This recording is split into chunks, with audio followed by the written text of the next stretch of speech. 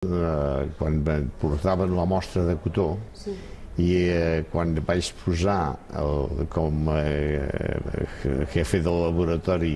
a Monistrol ja, en Marcellí, vam muntar un laboratori en el qual la fibra es mirava, diguem-ne, per la llargada i per la finor del gruix de la fibra de cotó.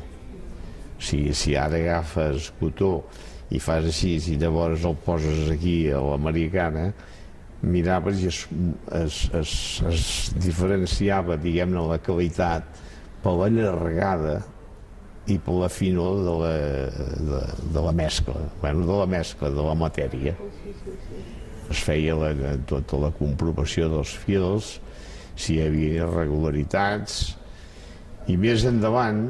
va ser com es van anar suprimint màquines de preparació com eren les matxeres, i pràcticament des de manuar ja anava a contínues que eren les que deien de cap obert, open end.